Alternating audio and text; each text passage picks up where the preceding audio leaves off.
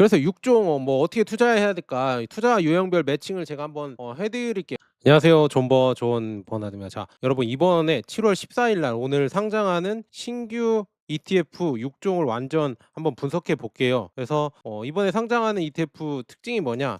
이 테마형이고요. 그다음에 채권 혼합형 3세대 커버드 콜. 그래서 운용사 6곳이 동시 출격하는데요. 뭐가 진짜인가 이거 한번 보도록 하겠습니다. 자, 그래서 코덱스 200 커버드 콜 액티브랑 그다음에 라이즈 미국 우주 앤 로봇 탑2, 그다음에 하나로 미국 AI 광통신 탑10, 코엑트 광통신 앤 위성 네트워크, 키움 현대차 그룹 탑3, 그다음에 DS 코스닥 액티브 이렇게 상장을 합니다. 자, 그래서 6종을 한눈에 보면은요. 지금 보면 원본 신탁원 모넥 보시면 이게 상장할 때 보면 코덱스 커버드 콜은 2천억이고요. 라이즈는 뭐 300억, DS는 210억. 이거는 그냥 한번 참고해 보세요. 그래서 쭉 보시면 코덱스 200 커버드 콜 액티브는 0.5%, 그다음에 라이즈 미국 우주는 0.13%, 그다음에 하나로 미국 AI 광통신 탑10은 0.45%, 코엑트는 0.5%, 키움은 0.15%, DS는 1% 이렇게 상장을 합니다. 그래서 이렇게 지금 운용 보수가 이렇게 되어 있고요. 그래서 왜 이런 ETF들이 쏟아지나 이렇게 보니까요. 상반기에는 이제 반도체 중심 국내형에서 이제 7월부터는 미국 테마형 중심으로 이제는 무게 중심이 이동하는 것 같습니다. 그래서 그 뒤에 이제 구조적 트렌드 세 가지가 있는데, 지금 보면 첫 번째는 연금이 이제 성장주를 원합니다. 그래서 채권 50 이상 혼합형 ETF는 IRP DC 계좌 있잖아요. 여기에 100% 편입이 가능하죠. 그래서 이번에 지금 보면 우주랑 현대차 그룹 같은 변동성이 큰 성장주를 연금으로 담으는 이 수요가 폭발하면서 이게 나왔습니다. 그래서 이번에 상장하는 6종 중에 2종 이 라이즈랑 키움이 이 수요를 정주전한 ETF고요. 그다음에 두 번째로는 AI 병목이 이 광통신으로 이동을 했다. 그래서 AI 투자 사이클이 이제는 GPU, 메모리, 그다음에 네트워킹, 이 광통신으로 병목이 이동 중이고요. 그래서 이제 여기 보시면 여러분들 이 데이터 센터 내에 이 광통신 침투율 확대에는 향후 수년간 메가 트렌드가 될 수가 있다. 그래서 같은 날 광통신 ETF가 미국판, 국내판 동시에 추격한 이유가 이거 같고요. 그다음에 세 번째에는 커버드콜 월배당 열풍이 지속된다. 그래서 코스피 200 커버드콜은 상반기 개인 순매수 상위 10위권에 단골로 이렇게 들어가는 ETF고요. 이제 보니까 이제 패시브 1세대가 패시브였고, 그다음에 2세대가 타겟 위클리, 그다음에 이거를 거쳐서 액티브로 이제 3세대로 진화하고 있다. 그래서 코덱스가 2천억 실탄으로 3세대 시장 선점에 나섰다. 이렇게 보고 있습니다. 그래서 이제 코덱스 200 커버드 콜 액티브는요 3세대 커버드 콜인데요. 그래서 이제 1세대, 2세대, 3세대가 뭐냐 이렇게 물어보면요, 커버드 콜이요 1세대 패시브는요 정해진 비율로 기계적 옵션 매도로 상승장에서 이제 수익 상한이 이제 있는 게 고질병이었는데, 이것을 이제 2세대 이 타겟 위클리로 바꿨었습니다. 그래서 위클리 옵션으로 프리미엄을 강화해서 개인이 2.16조의 순매수 흥행을 하면서 여전히 근데 패시브였고요. 이렇게 흥행을 했지만 여전히 패시브였고요. 3세대는 이제는 이번에 나오는 거는요, 운용력이 이제는 주도적으로 이제 업종을 비중 조절을 합니다. 그래서 위클리, 먼슬리 옵션을 교차 매도하면서 이런 식으로 관리를 한다고 하거든요. 그래서 핵심 무기 세 가지는 뭐냐? 절세의 끝판왕이라고 합니다. 그래서 국내 주식 이제 매매 차익, 그다음에 옵션 프리미엄 비과세 때문에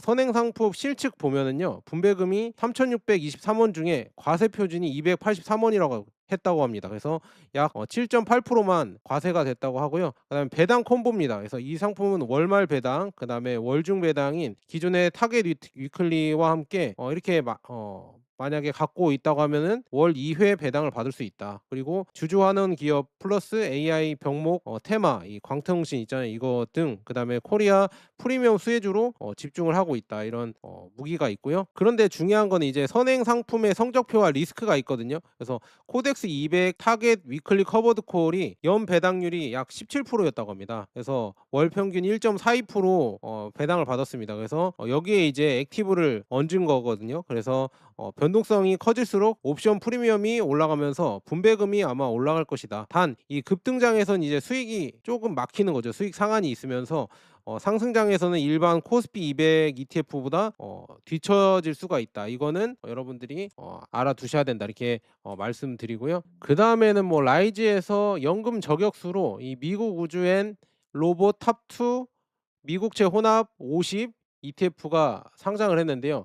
이거는 그냥 쉽게 말씀드리면 테슬라 25%, 그다음에 스페이스X 25%, 그다음에 미국 단기국채 50% 이렇게 해서 아마도 이제는 DC랑 IRP용으로 이렇게 나왔습니다. 그래서 7월 7일 날 키움 우주테크 탑2와 이 뭐가 다른가 이렇게 한번 비교해 보자면 비슷한 ETF라 가져왔습니다. 그래서 라이즈에 지금 이번에 상장하는 거는 두 번째 종목이 테슬라예요. 근데 키움은 로켓랩입니다. 그리고 채권 구성은 라이즈는 미국 국채 ETF고요. 그다음에 키움은 국내 단기 국공채 이렇게 들어갑니다. 그래서 여기에 지금 라이즈는 환율 노출에 이 금리 플러스 환율까지 반영을 하고 있고요. 그다음에 이제 키움 거는 이 환영향 축소, 그다음에 주가 직 반영을 한다. 주가를 직 반영한다 이렇게 볼 수가 있습니다. 그래서 이런 차이가 있고 채권 혼합형 채혼이라고 하잖아요. 요즘 채혼의 이 숨은 메커니즘 뭐냐? 이 매일 주식 채권이 50대 50 자동 리밸런싱을 합니다. 그래서 우주 주식들이 급락 시에는 이 채권을 팔아서 주식을 채운다고 하거든요. 그래서 자동 저가 매수 효과가 발생을 하고요. 단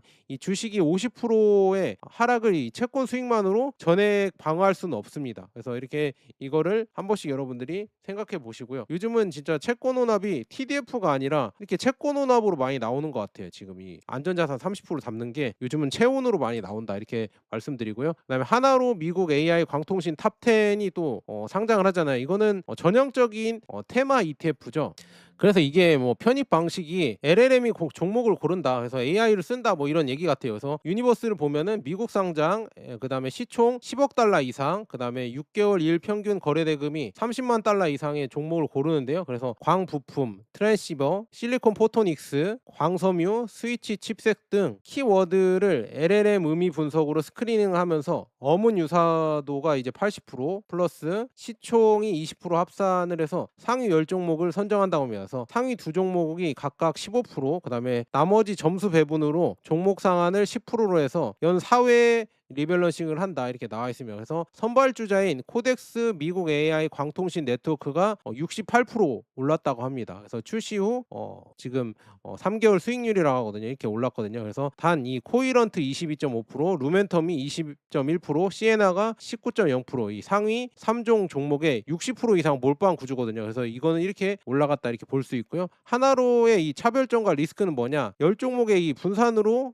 하면서 이제 특정 종목 집중 리스크를 완화하는 게 이제 셀링 포인트죠. 근데 단 후발주자 플러스 초기에 이제 100억 소형 ETF이기 때문에 괴리율이나 유동성 체크가 필수다 이렇게 볼 수가 있습니다. 그래서 미국 AI 광통신에 투자를 한다 이렇게 볼 수 있고요. 또 이거는 코엑트에서 또 이제 광통신엔 위성 네트워크 이렇게 나오거든요. 근데 이거는 국내입니다. 아까 이 하나로는 미국이고요. 코엑트는 국내다 이렇게 볼 수 있습니다. 그래서 어떻게 담냐면요. 국내 상장한 이 광통신 인프라 플러스 위성 통신 기자재 기업 20종목을 담는다고 합니다. 그래서 부문별로 50대 50 이렇게 해서 종목 동일 비중으로 담고요. 이 필터는 어떻게 하냐? 뭐 유동 주식 비율 10% 플러스 시총 뭐 1000억 이상, 그다음에 60일 평균 거래 대금 10억 이상 이렇게 해서 고른다고 합니다. 그래서 공시 점수 70% 플러스 기업 분석 리포트 30%에서 AI 키워드 유사도로 뭐 이렇게 하면서 점수화 시킨다. 그리고 정기 변경 연 2회 이렇게 한다고 합니다. 근데 이게 액티브라서 아마 그때그때 이렇게 펀드 매니저가 이거를 보면서 종목을 아마 교체할 것 같거든요. 그래서 액티브라서 이렇게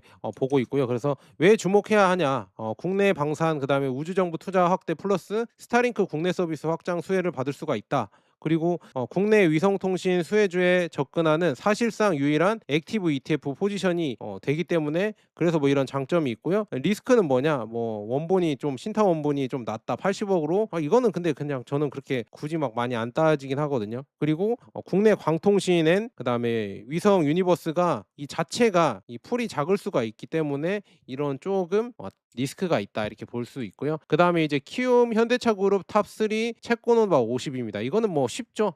현대차 25% 들어가고 기아가 15%, 모비스가 10%, 그다음에 국고채 통한채 10종이 50% 이렇게 들어간다 이렇게 볼 수 있습니다. 그래서 투자 포인트는 보스턴 다이내믹스 로보틱스, 그다음에 자율주행 전기차 이 피지컬 AI 핵심 그룹으로 재평가 중인 이런 현대차나 이런 데 투자를 하고 있고요. 뭐 그래서 뭐 연금 계좌에 이제 현대차 그룹을 많이 담을 수 있다. 있다 이렇게 생각하시면 될 것 같습니다. 뭐 리스크는 한 번씩 읽어보시고요. 그래서 이런 특징이 있다. 키움에서 채권 혼합이 이렇게 상장을 하네요. 요즘 키움에서 채권 혼합을 많이 내는 것 같네요. 이렇게 볼 수 있고요. 마지막으로 이제 DS 코스닥 액티브. 이게 저는 DS 자산운용 처음 보거든요. 그래서 이번에 이렇게 상장한다고 하는데요. 3호 강자의 첫 ETF다 이렇게 나와 있네요. 그래서 운용 철학이 뭐 중요하다고 하거든요. 코스닥 150 밖에서 알파를 캔다. 오, 뭔가 조금 저 이런 ETF 좀 좋아하거든요. 그래서 2008년 설립을 했습니다. DS 자산운용이. 그래서 비상장 초기 기업 발굴부터 상장 후 성장 사이클까지 추적해온 리서치 하우스가 이게 강한 것 같습니다. 그래서 비상장 단계부터 쌓아온 DB로 이제는 데이터베이스로 코스닥 고성장 기업을 선별해서 이렇게 하는 게 핵심 무기다. 뭐 잘 하나 보죠. 그다음에 코스닥 150은 코스닥 시총의 약 60%만 커버하고 나머지 40% 영역에서 이제 초과 수익을 추구한다. 그리고 편입 종목의 60% 이상이 시총 1조 원 미만의 이 중소형주로 구성될 전망이다.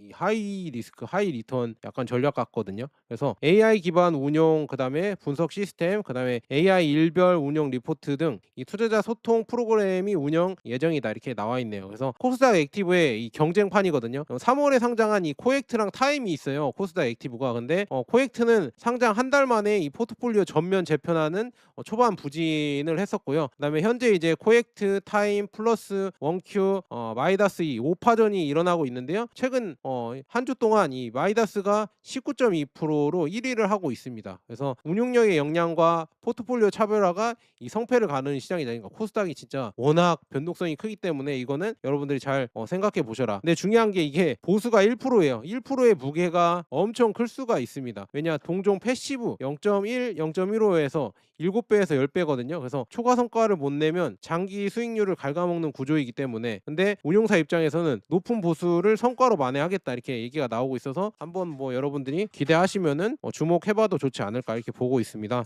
그래서 6종 뭐 어떻게 투자해야 될까, 투자 유형별 매칭을 제가 한번 해드릴게요. 그래서 나는 어디에 관심을 가져야 되냐. 월배당 현금 흐름파는 당연히 이제 코덱스 200 커버드콜 액티브가 좋겠죠. 월말 배당 플러스 옵션 프리미엄 비과세로 기존에 이제 3세대 1, 2세대 조금 아쉬운 이 커버드콜보다 더 진화한 3세대 커버드콜이고요. 그다음에 연금 성장주파는 역시나 이제 라이즈 미국엔 로봇, 우주엔 로봇, 그다음에 키움 현대차 그룹 이렇게 있습니다. 채권 혼합이 이번에 2개 상장을 하고요. 그다음에 AI 인프라 테마 광통신이죠. 그래서 하나로랑 코엑트가 있고, 그다음에 초과 수익 헌터다. 나는 초과 수익을 좋아한다면 DS 코스닥 액티브가 있습니다. 그래서 이것도 재미있는 ETF지만 이게 좀 리스크가 많이 큰 ETF다 이렇게 볼 수 있습니다. 그래서 리스크도 한번 총 정리를 해볼게요. 그래서 신규 상장 유동성이 조금 걱정되는 게 이 코엑트 80억, 그다음에 하나로 100억입니다. 그래서 순 자산이 작아서 좀 괴리율 확대 위험이 있고요. 그다음에 채권 혼합 니콜 안전은 아닙니다. 왜냐 채권이 50%가 있어도 주식 파트가 이제 대형 하락 시에는 채권 수익만으로 이제 전액 방어가 불가능하고요. 그다음에 세 번째는 커버드콜 상한이 있습니다. 그래서 코덱스 200 커버드콜 액티브는 급등장에서 이제 수익이 제한되거든요. 그래서 구조적으로 이제 트레이드 오프를